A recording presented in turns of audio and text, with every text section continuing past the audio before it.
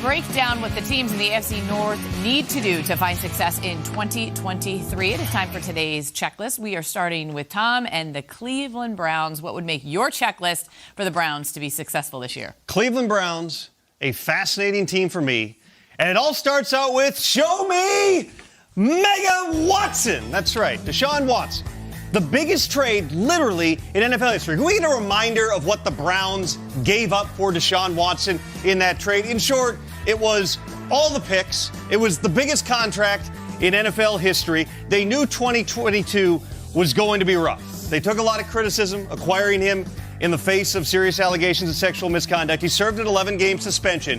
But when you give up all this for one guy, you're expecting he's going to be a top 5 quarterback. A top 5 quarterback makes you a perennial Super Bowl contender. Kevin Stefanski told me they saw flashes of that on tape when they look back to the tail end of the 2022 season. At other times, he looked like a guy who hadn't played in 2 years because he hadn't. A full off season, the offense is going to evolve, and certainly you would expect Deshaun Watson to look a lot more like Deshaun Watson. Number 2, let's salute your Schwartz. That's right, Jim Schwartz back in Cleveland, where he got his start under Belichick. That's right, in the mid-'90s as a scout in Cleveland. His last DC job was in Philly, where he helped the Eagles win a Super Bowl. He's going to be aggressive. You're going to see those wide 9 fronts that Schwartz favors. There's going to be a lot of favorable matchups for Myles Garrett and Zadarius Smith in this defense. Those two guys should absolutely eat. And finally, number 3, it's time, guys.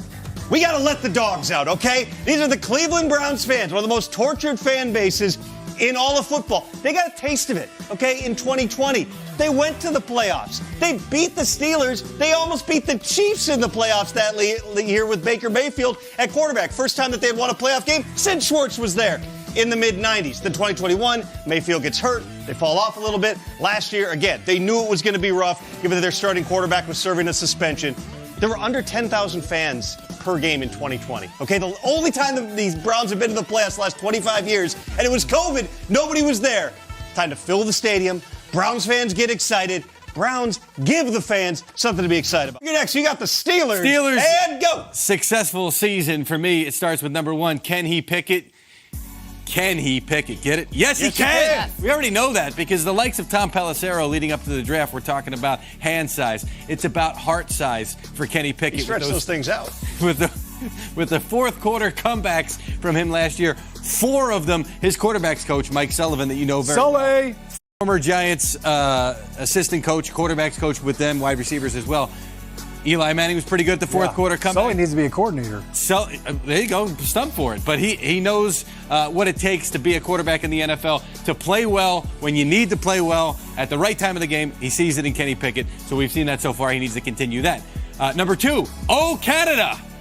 Matt Canada, the offensive coordinator, catching a lot of flack in Pittsburgh. A lot of folks still not sold on him, but he showed down the stretch that he's able to execute what Mike Tomlin and what upper management wants, which is an offense that can run the football. 8 of the last 9 games, they were over 100 yards after previously, before that, last season, only having 3 games over 100 yards. So, yeah, he's been given a task. We want to be a run-first team. We've been that way in the past. We want to continue to be that way. He has done that, so Matt Canada has to continue that and execute that on that side of the ball and make them an effective offense. Number 3, dominant defense. Cam Hayward mentioned recently that we have the capability to be dominant. This was a team that did a great job down the back stretch last year. Everything really came together down the back stretch if you're picking up on a theme. So can the Steelers take that momentum and continue going forward? He says we have the pieces to be, quote, dominant. We just have to have that mindset week in and week out. So let's see if the rest of the defense can follow Hayward's advice and be dominant on D in 23. Go to the Bengals right now, and number 1 on my checklist for the Bengals, give me the 3 amigos, all right? I'm not talking about Dusty Bottoms, Lucky Day, and Ned Netterlander. I'm not talking about those 3 amigos. I'm talking about Chase, Higgins, and Boyd.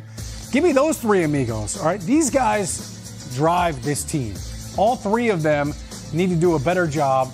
Need to do a great job of running this offense, and they feed off of each other. And I think when you look at fixing his microphone, just thank so you. anyone Yeah, watching sorry, doesn't get the wrong idea there. Yeah, nothing to see here. The one thing I'll point out is both Higgins and Boyd are in contract years, so I think they're highly motivated to have some production. When you look at these three receivers, 45 touchdowns over the last two seasons combined. So some great production there. That has to continue. All right, number 2 on the checklist. Can we please protect Joe Exotic? All right, listen. Joe Burrow has been the most sacked quarterback over the last 2 years, and it's not even close. Look, this is the last 2 seasons. 121 sacks. The next closest quarterback is Justin Fields with 30 less sacks. Joe Burrow, they talked about it after the Super Bowl. We've got to find a way to protect him. It didn't work out. They brought in Lyle Collins. They added Alex Kappa. Now they feel like they fixed it. They signed Orlando Brown Jr. from the Chiefs to a huge contract. He's going to move over to left tackle. Jonah Williams, whether he likes it or not, guess what? You're going to the right side. So between him and Lyle Collins, they've got to figure it out. But you've got to protect this man, all right? Look, white Bengal tigers like that are very rare, all right? They're not albinos. They are just a special mutation of the genetic gene that creates the Bengal tiger. So protect this man at all costs. And Joe Mixon as well. I'll throw that Joe in there. He's another exotic Joe. We've got to find a way to let him eat. All right, number 3 on the list right now. The one thing that I thought the Bengals did a great job of last year is defending the jungle. Right? They play the Welcome to the Jungle, Guns N' Roses song, but you've got to defend the jungle. When people come to your house, you got to protect it. And I thought they did a great job last year. They could continue that. They were 6-1 last year at home. Their only blemish was a Week 1 loss against the Cleveland Browns. And then after that, it was Lockdown City in the jungle. How do they do that? Well, defensively, Lou Anarumo has done a great job. We've talked about him glowingly over the last couple of years about how good of a job he's done in defense. He lost a couple big players. Von Bell, Jesse Bates, no longer there. He's got some young bucks that are going to have to step up. So that defense has got to show up. They've got to do a great job like they did last year. They were one of the best scoring defenses in the league. That has to continue in order for the Bengals to continue to have the opportunity to dominate this division. Can you explain that tiger thing again? What is a white tiger? Yeah, there's a white Bengal tiger, and a lot of people think that it's an albino, and it's not. It's a genetic mutation of, there's a certain genes that come together to make it classify as a Bengal tiger. Yeah, you can learn a lot. The Ravens, do we not talk about them enough? And I don't think we do, because as much as we think this is just the Bengals going to run away with it, not when you got Action Jackson back. The contract is out of the way. Obviously, that was a heavy discussion point this offseason. And then it feels like as soon as Lamar signed the huge deal, which was much deserved, then it was like, okay, well, that's put to bed, and now we'll go back to talking about the Bengals. No, when Lamar signed that contract, he said he wants to throw for 6,000 yards. And when you look at the weapons that are around Lamar Jackson, they have given him the supporting cast so that his Ravens can return to supremacy in their division. Give me number 2 here. We started with number 1. I don't even know if I said number 1 was Action Jackson. And then give me number 2, Monken Masterpieces. Yes, this could be a Todd Monken masterpiece as he takes over as offensive coordinator there in Baltimore after leading the Georgia Bulldogs to national championships. This is a great This highlight. is the kind of enthusiasm. Forget anything else I'm going to say. Let's just We're all wearing masks, but let's high five. Watch the video. Todd Monken takes over, and look, he's got the pieces to make it happen, because now they've got OBJ in there who's hungry on his comeback tour. They've got Zay Flowers, and we talked about yesterday, Zay and Lamar working together, and then you can't forget about Bateman. You've got Andrews. So Todd Monken has the pieces, and what kind of OBJ are we going to see? If it looks like the OBJ in his workout videos, he's going to be fantastic. Could Lamar throw for 6,000 yards? Why not? Let's go. Zay Flowers could be the offensive rookie here. We don't know. When it comes to things that they would like to get just maybe like a little bit better, this is a really good Ravens defense. This is a great Ravens defense.